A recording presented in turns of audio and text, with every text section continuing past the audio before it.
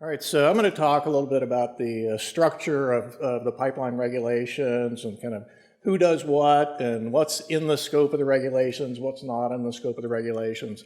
I know there are some of you in the audience that have questions more specific to local, capabilities and maybe tribal capabilities. Those are not my areas of expertise. I'm much better on the state and federal level stuff.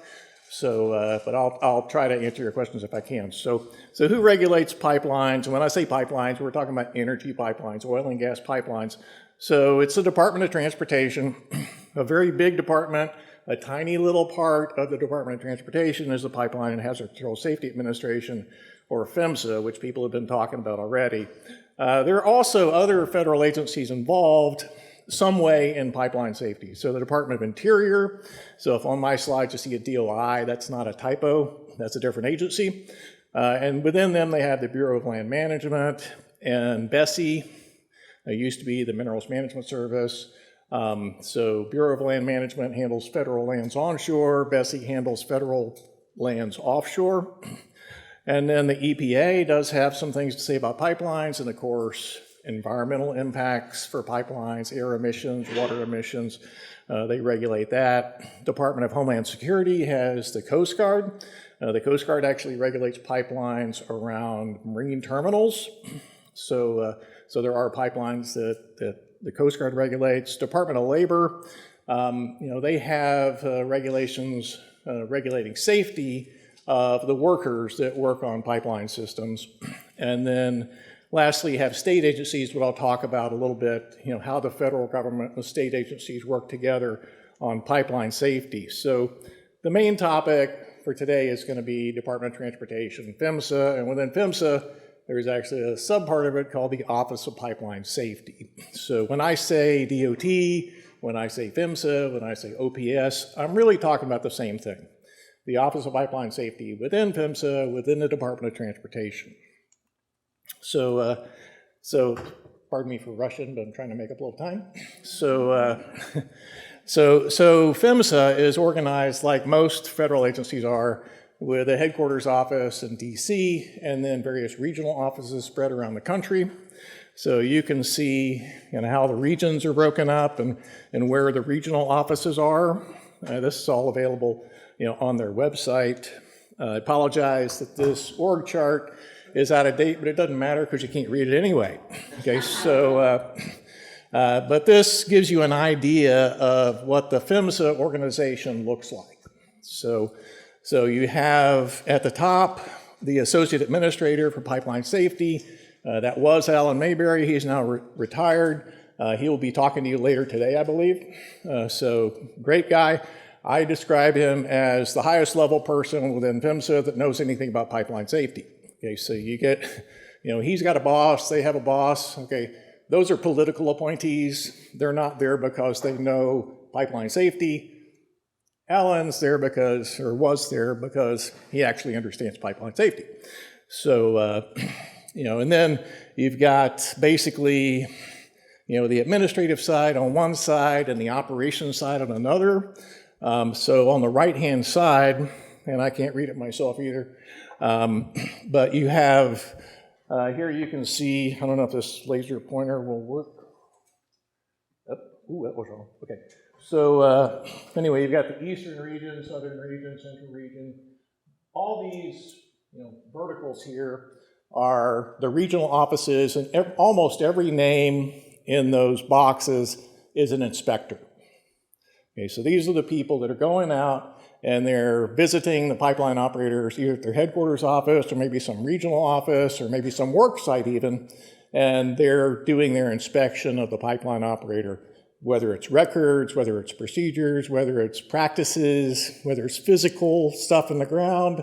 They have the ability to look at all of that. And then on the left-hand side here, the smaller part of the organization is the people that do policy, the people that do enforcement, the people that run state programs, coordinate with the states on their programs, that kind of thing. So what does PHMSA and the Office of Pipeline Safety do?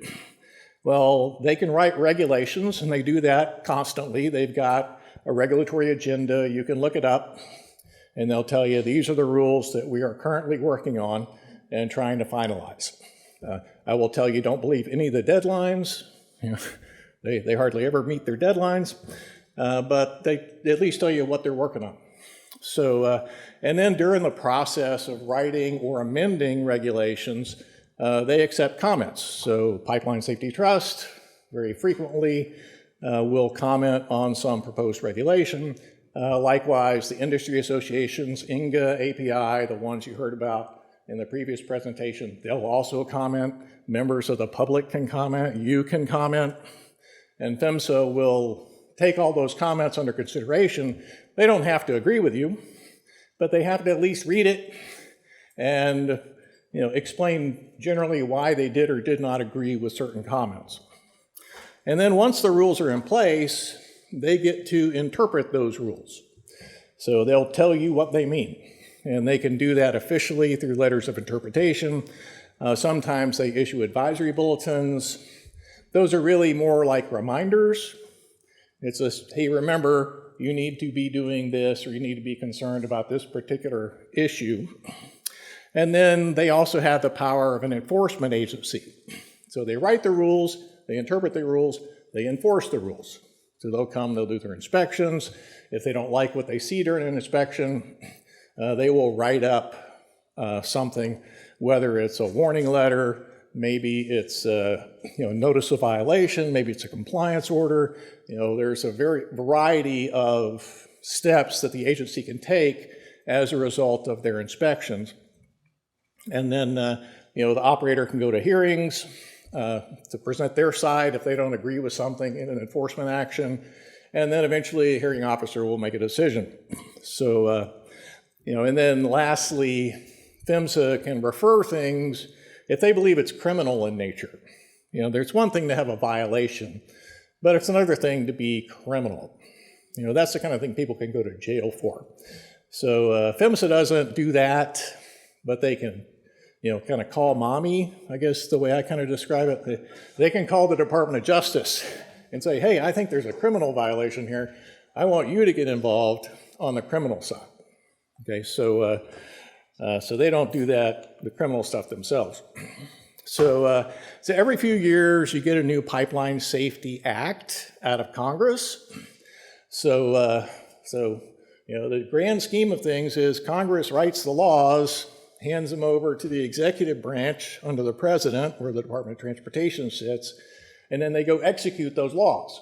And when they execute the laws, they write rules, but it starts with some law that Congress passes. And there's one that's currently being negotiated as we speak. So it's not final, but I think it's in the process of becoming finalized. So every 4 or 5 years, you'll get an update. And there'll be, I can tell you Pipeline Safety Trust is very actively involved in trying to influence what goes in that law. And the industry is too, right? Everybody has their opinions. So anyway, we're going to get a new one, I think, here pretty soon. We're all eager to see what it says. So it'll tell you kind of where the regulations are headed. They change the law, and then all of a sudden, maybe Congress tells PHMSA, you need to write a rule about X. And then they will proceed to start the rulemaking process. So what about the federal and state jurisdiction? So PHMSA is a federal agency, and they regulate interstate commerce. So interstate is between the states. Okay, so and you go back to the Constitution, where this power comes from, and when the founding fathers wrote the Constitution and they wrote the Commerce Clause, they were thinking, well, we don't want the state of New Jersey having an import levy on things that are manufactured in New York, or vice versa, right? They wanted to have the federal government in charge of commerce, not the individual states. Okay, so that applies all the way to pipeline safety too. So we're moving products between states regulated by the feds. Okay, well, what about if it's all inside a single state? Well, maybe that's not interstate commerce. Maybe that's just intrastate. And that's where the state government can say, hey, I'd like to regulate the things inside my state. and they can get an agreement with PHMSA. So PHMSA will delegate their authority to regulate pipelines to that state agency, and they have to be certified to do so. And there's a whole process for how that works. So let's say you got a certified state. What can the certified state do? Well, they can do the same things PHMSA does. And so they can write their own rules. The baseline is the federal rule. You know, they can't say, well, we don't like this part of the federal rules, we're just not going to make people do that, right? That's not okay. They have to at least do what the federal government says, but then they can add their own requirements, and they frequently do. Sometimes it's extra reporting, sometimes it's lower reporting thresholds, sometimes it's extra inspections. You know, the list goes on and on. You know, I'm resident of Texas, very familiar with Texas pipeline safety regulations. There are a number of areas where the state of Texas has diverged from the federal regulations for pipeline safety, and they got the power to do that for intrastate pipelines in Texas. One thing to know is that you know, most people think you just got pipeline regulations. No. You have gas pipeline regulations and you have liquid pipeline regulations. I'll say that again. You got the gas pipeline regulations and the liquid pipeline regulations. If PHMSA wants to regulate, say, control room management that applies to both gas and liquid, they write two rules.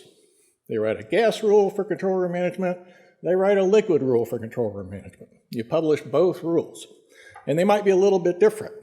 Same thing happens when PHMSA delegates authority to a state.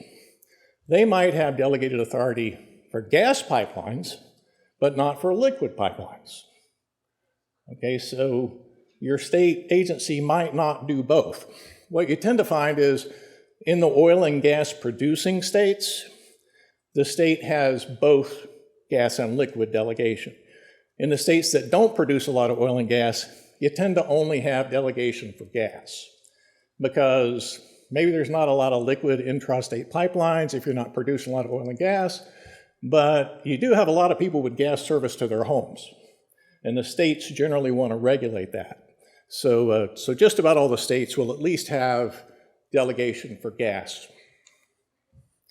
So I mentioned this before. Frequently you'll run into situations where where the state rule and the federal rule are no longer completely in sync. It's like, what are you supposed to do about that? And the advice I give people is like, well, you generally go with a more strict one.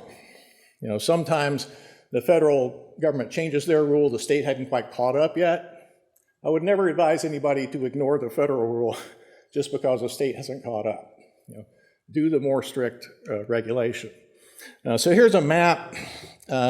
It's pretty up to date, but don't take my word for it. It might be a little bit off on one state or another, but you can see the color coding here, and the yellow states are the ones that have both gas and liquid delegation. You know, so state of Texas, state of California, state of Louisiana, they regulate gas and liquid pipelines in their state. But all these green states, they only regulate gas. They're not regulating the liquid. So operators in those states, you know, may have a state inspector looking at their gas systems and a federal inspector looking at their liquid systems. And that's very common. So what is regulatory scope of PHMSA?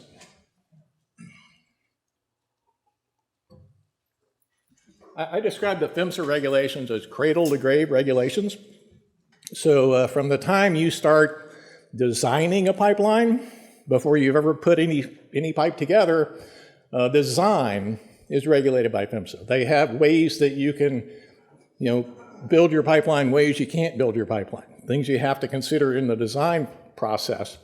The way it's built and the actual act of building it is regulated. Who's qualified to build? How do they get qualified to build? You know, so, and then the testing and repair of existing pipelines is regulated. The way you operate them is regulated. How you train the people or qualify the people that operate the pipeline is regulated.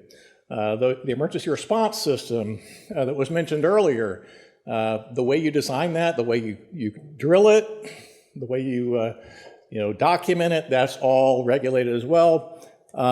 Corrosion control that was mentioned earlier today too. Extensive a whole subpart just on corrosion control for both gas and for liquid pipelines. Qualification and training of your OMER, that's operations, maintenance, and emergency response. So those are basically the people, boots on the ground for your pipeline system. And that's the operators, personnel, and the contractors. So not just the people that say work for Marathon Pipeline, but the contractors that work for Marathon Pipeline are also qualified. And then drug and alcohol testing, just like airplane pilots and crews, commercial truckers, they're all in DOT drug and alcohol testing programs. So are pipeline employees. Okay, so they're getting tested on a random basis per the regulations every year. And then reporting, there's lots of things you have to report about a pipeline system, both incident reports and just annual reports, which are basically a summary at the end of the year. Here's how many miles I have. The reason that some of the previous speakers could talk about how many miles of pipe were inspected, well, they have to report that every year. And it's pretty detailed reporting. So you get lots of layers of data about the pipeline systems. And that helps us a lot when we want to analyze pipeline safety and identify areas for improvement. So what don't they regulate? Well, there's three things. One, commercial tariffs. Okay, so this is the business side of the pipeline. PHMSA doesn't care about the business side of the pipeline. Whether you make money or not, how much do you charge to move a barrel from here to there? Who has the right to move the barrel? Does this person have priority over that person? Those are all commercial things. And PHMSA says, look, we're a safety agency. We're not a commercial agency. They don't regulate the business side of the pipelines. The right-of-way agreements. This is one that frequently landowners wish PHMSA would get involved in. Frequently I've had pipeline operators that wish PHMSA would get involved in it. Okay, so pipelines, you think of a large pipeline operator, they've got tens of thousands of easement agreements. Every property that their pipeline system crosses all over the country, they've got some agreement with that landowner, or maybe the landowner's grandparents. Who knows how long ago that easement may have been written, but it specifies lots of things about what you can and can't do on that easement or on that property, and frequently there's some disagreement between the pipeline operator and the landowner. And one or the other wants to drag PHMSA into that disagreement. It's like, PHMSA, you tell them that I have to do this on their property even if they don't want me to. And PHMSA says, that is your problem. Okay, PHMSA will not negotiate discrepancies between or disagreements between landowners and pipeline operators when it comes to the easement agreements. So frequently those things, if you can't come to some amicable resolution, will end up in court somewhere. And then lastly, pipeline siting. And when I say pipeline siting, what I'm talking about is, where do you put the pipeline? You think about some of these large pipeline systems that are being built across the country for hundreds of miles. Okay, so think about, I'm going to start here. I know I want to start here, and I know I want to end up here. But I got lots of options about how I start here and end up there. Do I go, adjacent to the interstate highway? Do I go on the high voltage electrical transmission line right away? Do I go through the middle of the farm? Do I go close to the school? Do I go through this, wetland area? Do I go under this waterway? There's a million questions, and there's no right answers. There's only trade-offs. I mean, you can make one situation better, but you're probably making something else a little worse. Okay, so there's lots and lots of judgment calls about the pipeline siting process, and PHMSA doesn't get involved in that. So other agencies may, either at the state or federal level, but that's not a PHMSA job. So they do have regulations that vary based on where you put the pipeline. If the pipeline is within a certain distance of the school, you might have different requirements.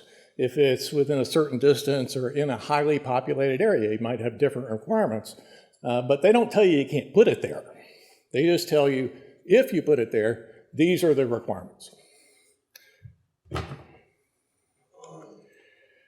So where are these regulations?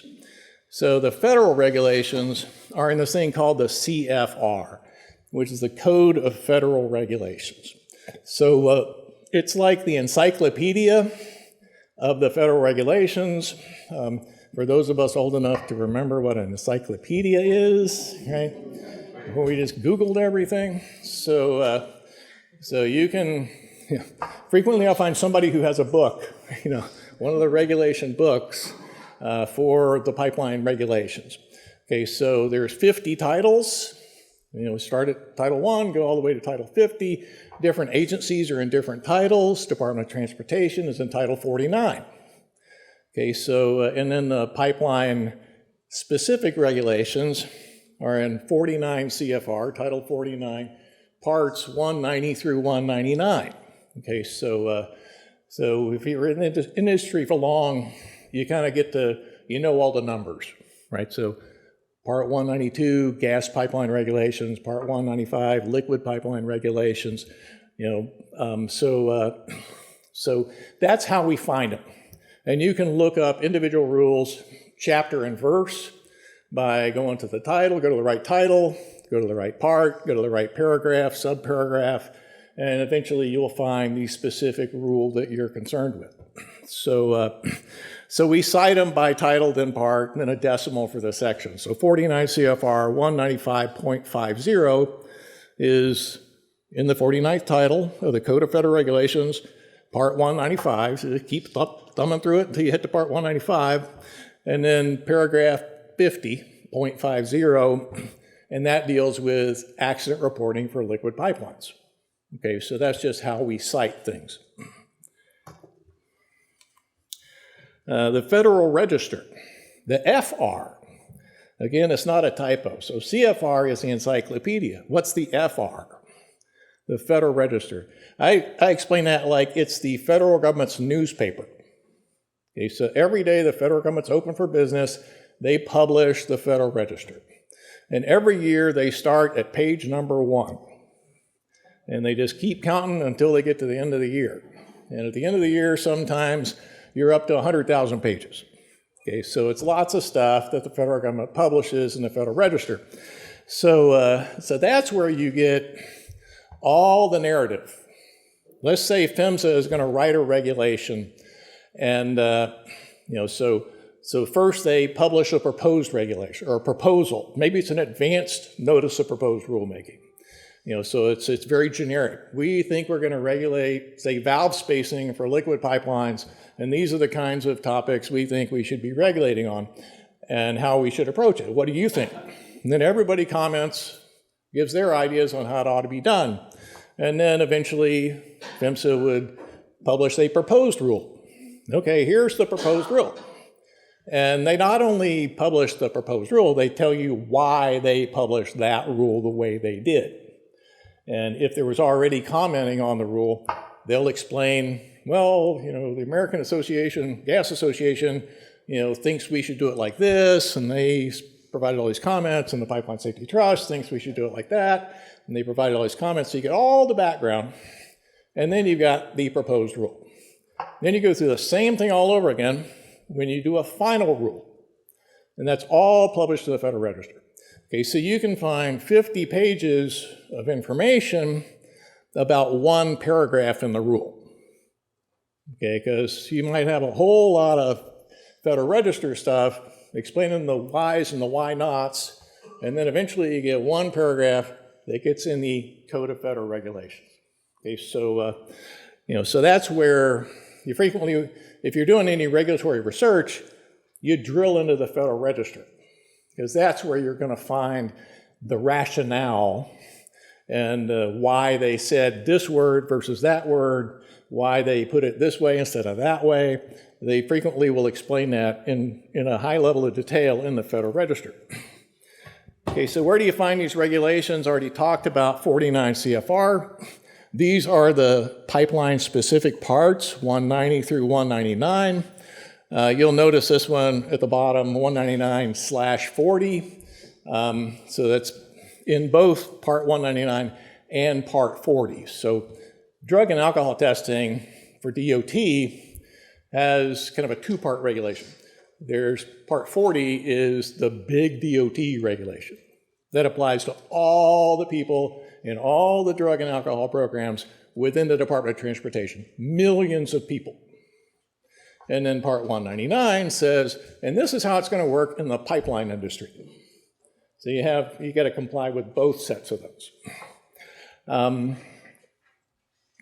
I usually go into a little more detail on some of this, why it's built this way, but I do want to point out again, Parts 191, 192, gas pipelines. Part 195, liquid pipelines. Okay, so the exact same topic you find regulated in two different parts, depending on whether it's a gas pipeline or a liquid pipeline.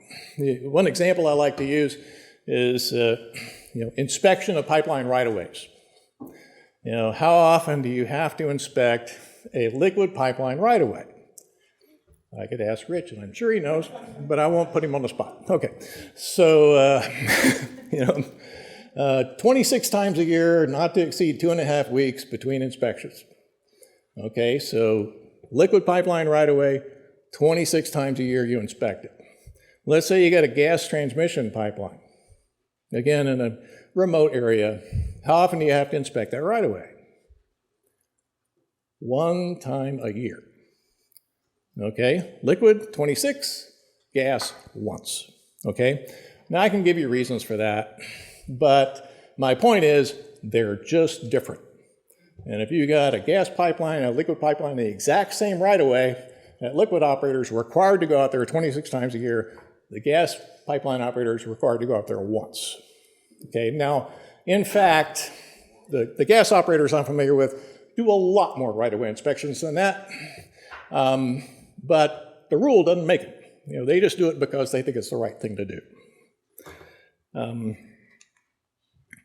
Standards incorporated by reference, or IBR. You'll see that initial, every now and then, acronym IBR. So when you read the federal regulations for pipeline safety, there's a section at the start of both the gas and the liquid rules that people tend to skip over because it looks like a bunch of boring trivia, and it's not. Okay, that's the standards incorporated by reference, and those have the same force and effect as the actual rule. So you can't just pick up the Code of Federal Regulations and read it and know what a pipeline operator is required to do. No, that's just the start. Now you've got all these other standards incorporated by reference. The best example I can think of that is the tank regulations for liquid operators.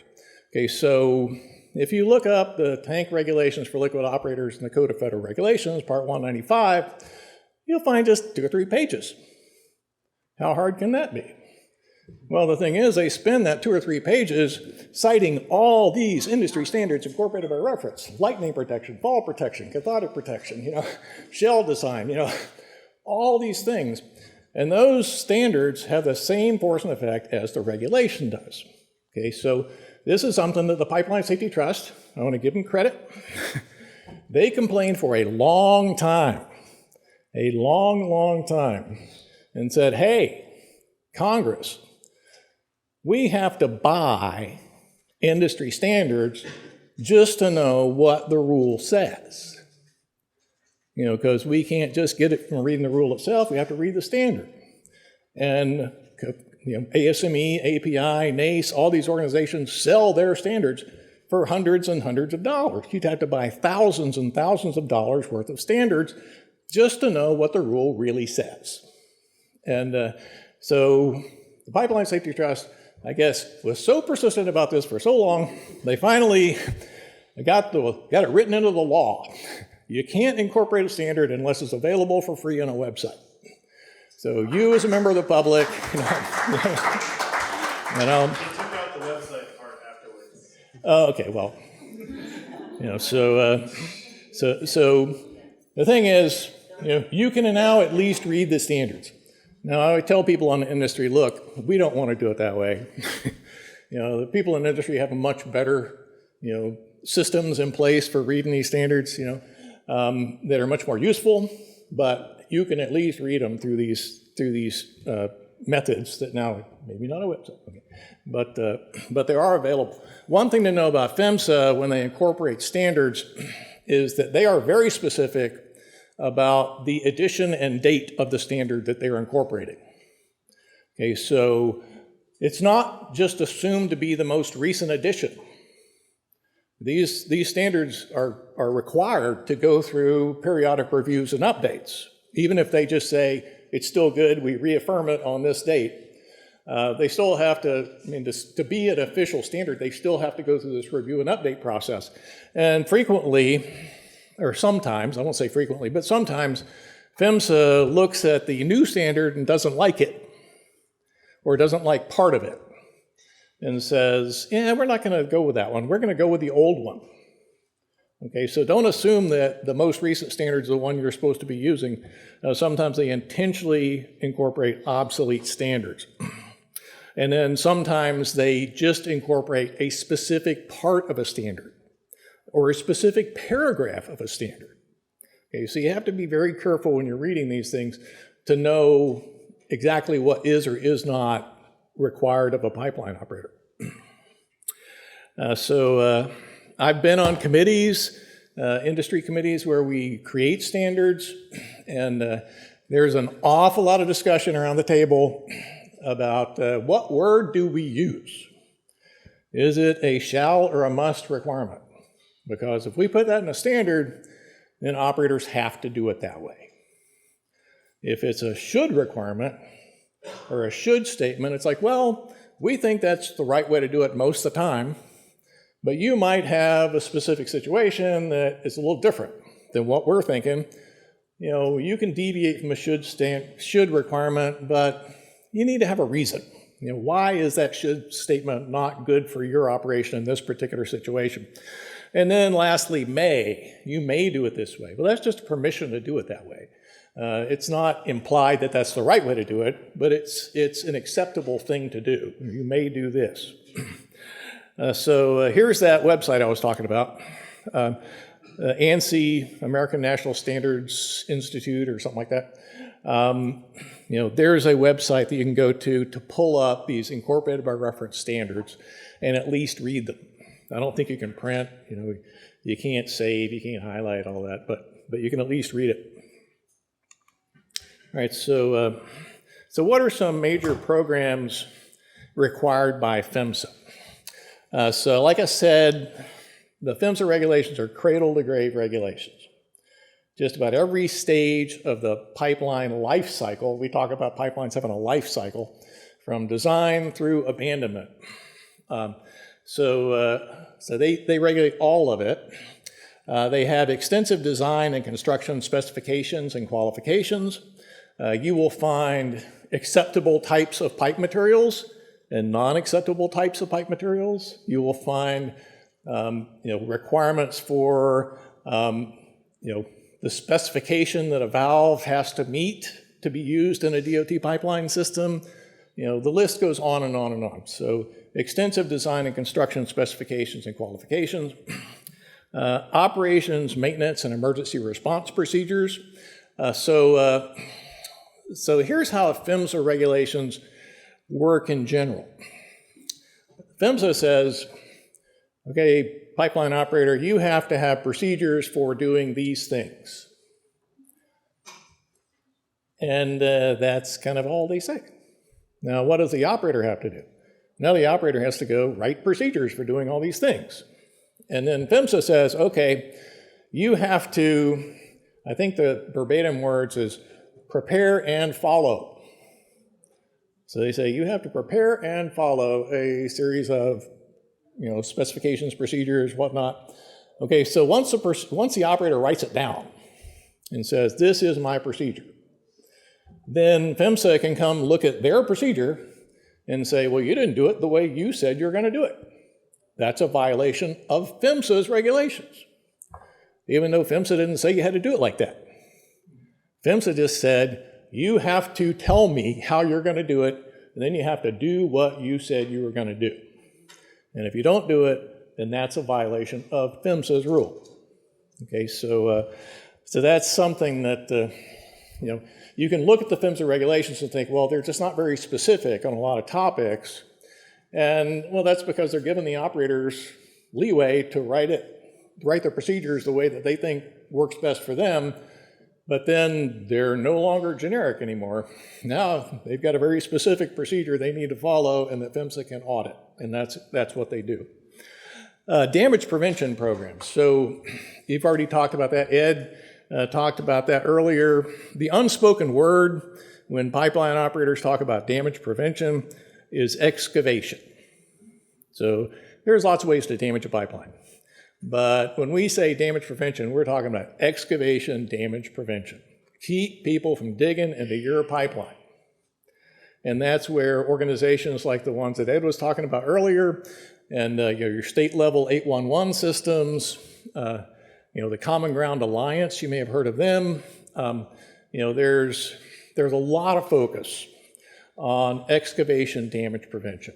And depending on what part of the industry you're in, transmission pipelines and distribution pipelines have very different profiles when it comes to damage, excavation damage.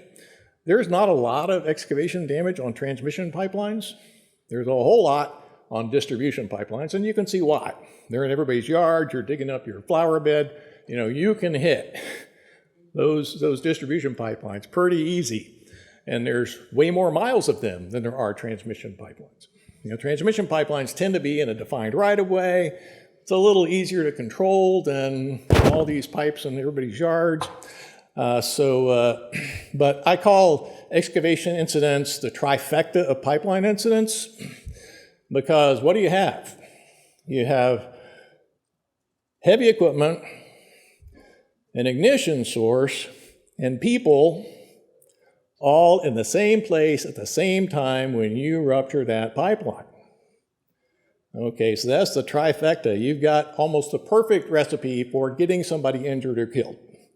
Okay, so that's where, even though if you look at the numbers, you say, well, there's not that many incidents. Oh, well, let's look at it a different way.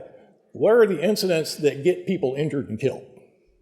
Ooh, now that's where excavation incidents top the charts. Okay, so that's where, even though the numbers might not lead you to say that should be a big focus for the industry, it is a big focus for the industry, because at the end of the day, you'd much rather focus on the incidents that might get people injured or killed.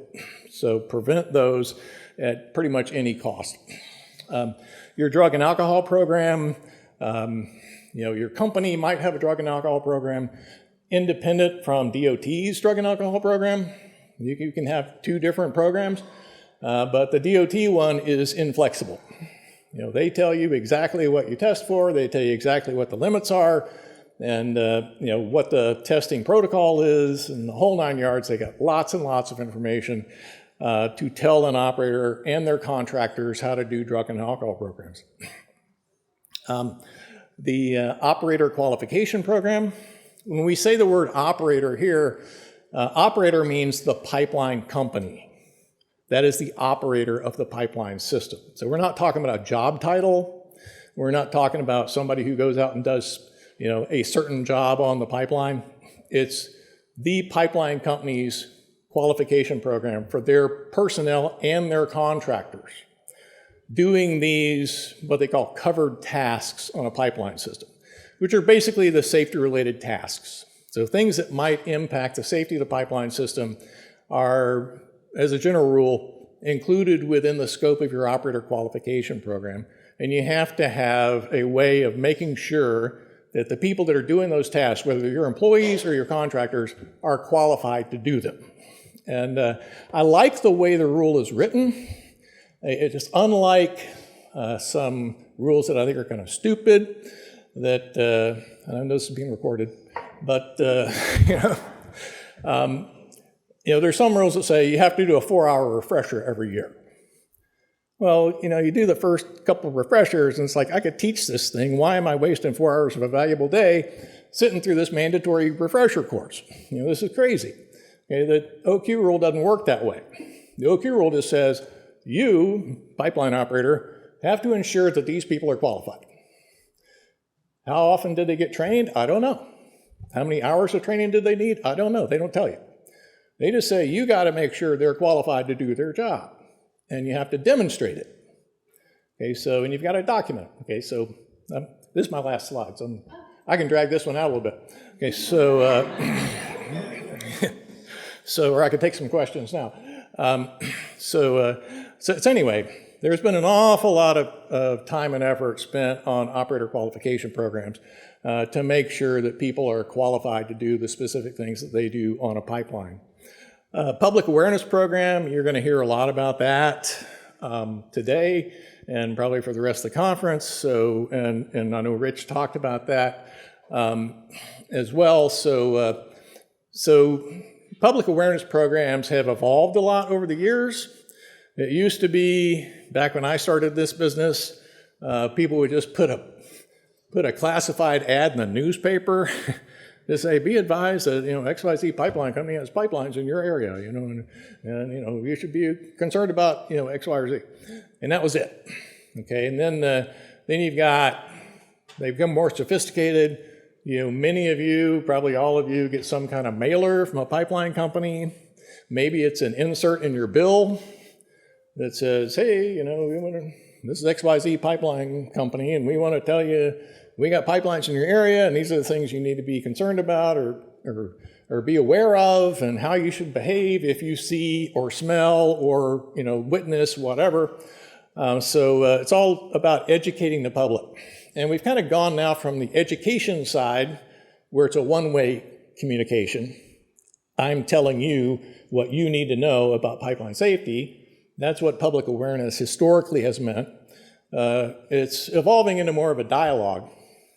Let's talk about pipeline safety. You tell us what your concerns are and what you don't know and what you wish you knew that we can help you with, and we can learn from each other. Okay, so that's public awareness programs. I have some interesting stories about some of the vendors that got started in that we could talk about in a break, if you want to do that. Pizza Hut was involved, I'll just say that. Okay, so integrity management programs. So integrity management programs, we're talking about the physical integrity of the pipeline system. Okay, so the example I use, running out of time, but is a historic hotel. We're in New Orleans. There are lots of historic buildings in New Orleans. Let's say you got a building that's more than 100 years old, and I want to turn it into a hotel. And you're the city, engineer, and you go, well, I'm not going to let you start using this building as a hotel until you can prove to me that it's safe.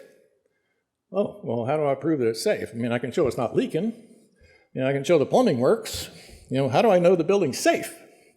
Oh, well, that's a different question. Now I might have to dig into the walls. I might have to bore into the foundation.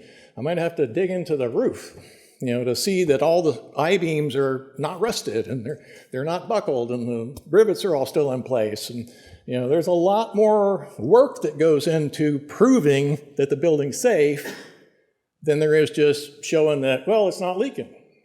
Okay? That's kind of the same way pipeline integrity management works. Not every piece of pipe in the ground is in an integrity management program. But if it is, now you've got this affirmative obligation. I need to go demonstrate that this pipe is safe and it has the required level of integrity. Okay, so that's much more of a technical engineering question than an operations question. Control room management. Rich mentioned the SCADA systems. You've got plenty of control rooms in the Houston area, in Salt Lake City and Denver. that are controlling pipelines all over the country, maybe all over the world. And this is all done through remote communication.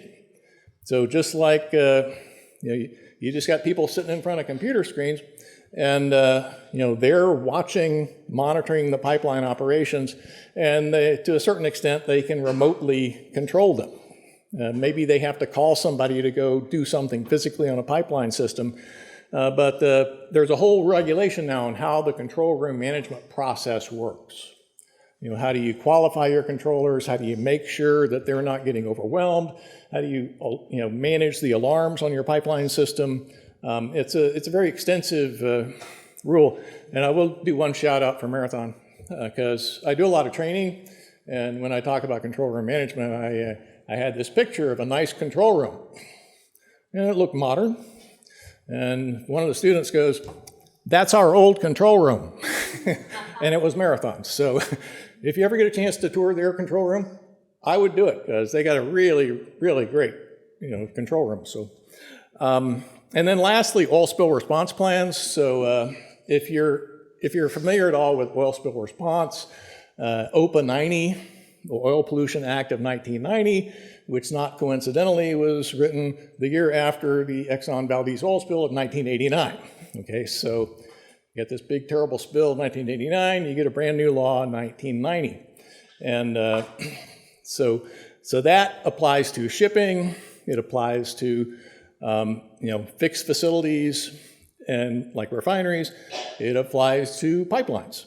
Okay, so part 194 in my previous slides is where you find the OPA 90 regulations. So it only applies to oil pipelines because they're the ones that have the oil spills, but you got extensive planning requirements for the oil pipelines if that applies to the pipeline system. And I think I'm about out of time, so I'll be around. Don't forget the chocolate. And I'll be happy to talk to anybody at a break or afterwards. Thank you. Great. Thank you.